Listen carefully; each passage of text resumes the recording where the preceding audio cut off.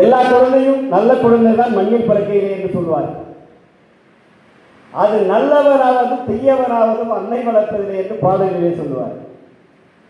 பெற்றோர்களுக்கு நான் ஆசிரியர்களுக்கு சொல்லிவிட்டேன், நன்றியையும் பாராட்டுதலையும் சொல்லிவிட்டேன். பெற்றோர்களுக்கு இந்த நேரத்திலே நான் தெரிவித்துக் கொள்வது, உங்களுடைய குழந்தைகளை நீங்கள் வளர்ப்பதிலே தான் இருக்கிறது. காரணம், ஆசிரியர்களுக்கு ஒரு 8 மணி நேரம் இருப்பார்.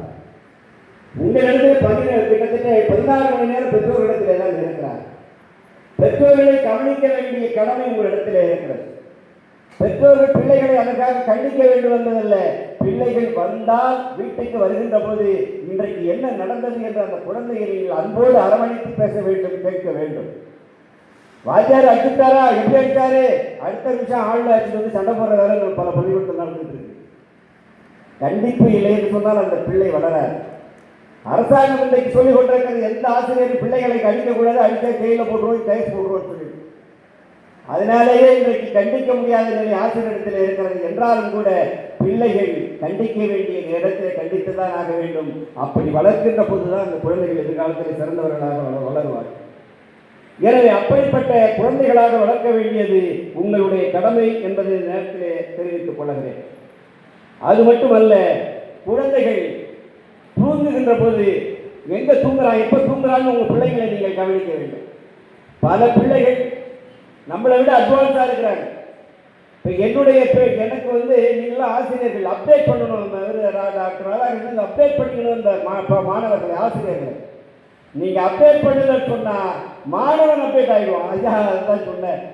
ஏன்னு சொன்னாக்க, இப்போ என்னுடைய அப்பாவுக்கு இந்த கைபேசி பற்றி தெரியாது. இது ஒரு 20 ஆண்டுகளுக்கு உள்ள பிறகு வந்த பிறகுதான் எனக்கு ஓரளவு தெரியும். ஆனால் என்னுடைய பேர பிள்ளைக்கு அந்த செல்லை பிரித்து மேய்க்கிறான். 8 வயசு தான் ஆகும். எனக்கு அந்த அளவு தெரியல. அப்போ என்ன ஆகுதுன்னு சொன்னா, அதில் ஆய்வில் சொல்லுகிறார்கள், நம்முடைய பேர பிள்ளைகள் பாட்டனாரை விட பேர பிள்ளைகள் 80% அறிவு வளர்ச்சியிலே சிந்தனையிலே முன்னோக்கி சென்று கொண்டிருக்கிறார்கள் என்று சொல்லுகிறார்கள். அப்ப சின்ன குழந்தைகளுக்கு இருக்கக்கூடிய அந்த அறிவாற்றலை சரியாக நாம் பயன்படுத்த வேண்டும். ஆனால் அதே நேரத்தில் இணையதளங்கள் தான் இன்றைக்கு குழந்தைகளை சீரழித்துக் கொண்டிருக்கிறது என்பதை நீங்கள் புரிந்து கொள்ள வேண்டும். பல பிள்ளைகளை பார்க்கிறோம், சாப்பிட்ற நேரத்தில் அந்த செல்லை வச்சுக்கிட்டு தான் சாப்பிட்டுக்கிட்டே இருக்கு. இது அறிவுபூர்வமாக நான் சொல்லுகிறேன். செல்லை வைத்துக் கொண்டு உணவை எடுக்கக்கூடிய எந்த குழந்தைக்கும் அந்த உணவிலே இருக்கக்கூடிய முழுமையான சத்து அந்த குழந்தைக்கு போவார். ஜீரணிக்கக்கூடிய அந்த ஆற்றல் வராது. அந்த உமிழ்நீரிலே அதற்கான அந்த அறிவன் சுரக்காது. அது என்ன பண்ணுறா, அந்த செல்லில் நடக்கிற அந்த இதெல்லாம் பார்த்துக்கிட்டு இருக்கும். ஆக அறிவுத்திறன் அங்கேயே அதற்கு மழுங்கடிக்கப்படுகிறது எப்போ உணவு கொடுக்கின்ற போதே. எனவே தயவு செய்து நான் சொல்வது, உங்களுடைய குழந்தைகளுக்கு நீங்க டிவியை பார்த்தீங்கன்னா அது செல்லவாகும். அதை கொஞ்சம் தள்ளி வைத்து விட்டு உணவு இருந்துகின்ற போதாவது நீங்களும் அமர்ந்து குழந்தைகளோடு உணவருந்து சாப்பிடுங்களா, போட்ட போய் சாப்பிட்டு போ அப்படின்னு சொன்னீங்கன்னா அது செல்ல வச்சுக்கிட்டு அதை தான் சாப்பிட்டு இருக்கு. எதை சாப்பிட்டோம், எதை வச்சாலும் தெரியாம தான் சாப்பிட்டு இருக்கோம். எனவே அந்த அடிப்படையிலே குழந்தைகளை வளர்க்கின்ற போதும் நீங்கள் ஜாக்கிரதையாக இன்றைக்கு வளர்க்க வேண்டிய கடமை உங்களுக்கு இருக்கிறது. காரணம், இன்றைக்கு கால சூழல் அப்படி நடந்து கொண்டிருக்கிறது. எனவே அந்த அடிப்படையிலே நீங்கள் ஒரு தாய் குழந்தைகளை வளர்க்கின்ற போது அடுத்ததாக இன்றைக்கு சமூக சூழல் அந்த குழந்தைகளை கெடுப்பதற்கான பல்வேறு வழிகள் இன்றைக்கு வந்து கொண்டது. அது போதைப் பொருள் மூலமாகவும் இருக்கலாம், ஊடகங்கள் மூலமாகவும் இருக்கலாம், இணையதளம் மூலமாகவும் இருக்கலாம். ஏதோ ஒரு வழி, அப்பதான் ஒன்றும் கிடையாது இந்த அளவுக்கு. ஆனால் இன்றைக்கு மோசமான கலாச்சாரங்கள், பண்பாடுகள் இன்றைக்கு வந்துவிட்ட காரணத்தினால் குழந்தைகள் தங்களுடைய நிலை மாறுகிறது. எப்போ மாறுது? முன்னெல்லாம் 16 வயசுக்கு மேலே 24 வயசு வரைக்கும் இருக்கும். இப்பெல்லாம் 14 வயசு 13 வயதிலேயே கெடுவதற்கான வாய்ப்புகள் இருக்கிறது. குழந்தைகள் 13, 12 வயதிலே இருந்து 24 வயதிலே அவன் வயது வரையில் அவங்க ஒரு கட்டுப்பாட்டிலே இருந்து விட்டார். அதன் பிறகு அவர்களை யாராலும் எந்த திசையிலையும் மாற்ற முடியாது.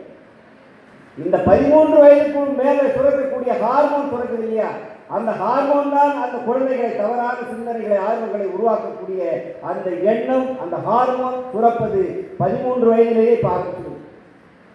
அது காதலாகவும் இருக்கலாம், கத்திரிக்காயாக இருக்கலாம், இணையதளமாக இருக்கலாம், இதுவாக இருக்கலாம், போதையாக இருக்கலாம், இதுவாக இருக்கலாம். அடுத்ததாக மாணவர்கள், நீங்களே தேர்ந்தெடுக்கக்கூடிய நண்பர்கள் உங்களை விட அறிவிலேயும் சிந்தனையிலேயும் ஆற்றலிலேயும் சிறப்பானவர்களை நீங்கள் நண்பர்களாக தேர்ந்தெடுத்தால் அவர்களோடு நீங்கள் ஓடுவதற்கு வாய்ப்பு இருக்கிறது. உங்களை விட மோசமான குணமுள்ளவர்கள், மோசமான சிந்தனை உள்ளவர்கள், மோசமான நடவடிக்கை உள்ளவர்களோடு நீங்கள் பழகுகிறீர்கள் என்று சொன்னால் உங்கள் வாழ்க்கையில் சீரழிவதற்கான வழிகள் நிறைய இருக்கிறது. எனவே அந்த அடிப்படையிலே படிப்பது என்பது மட்டுமல்ல, உங்களுடைய பழக்க வழக்கங்கள் சரியாக இருந்தால்தான் படிப்பு மேலே ஏறும். எடுத்தவொடனே படின்னு சொல்லிட்டா அந்த நேரத்தில் படிப்பீங்க, அவ்வளவுதான். அதன் பிறகு வேறு திசைகளுக்கு வெளியிலே செல்கின்ற போது உங்களுடைய படிப்பாற்றல் மாறிடும். எண்ணென்ப ஏன் எழுத்தென்ப இவ்விரண்டும் கண்ணென்ப வாழும் உயிர்த்து என்று வள்ளுவர் சொல்வார். உங்களுடைய எண்ணமும் எழுத்தும் ஒன்றாக இருந்தால்தான் உங்களுடைய செயல்பாடும் சரியாக இருக்கும். எனவே அந்த எண்ணத்தை நீங்கள் விதைக்கின்ற நேரத்தில் ஆசிரியரையும் நீங்கள் நினைவு பார்க்க வேண்டும், உங்களுடைய பெற்றோர்களையும் நினைத்து பார்க்க வேண்டும்.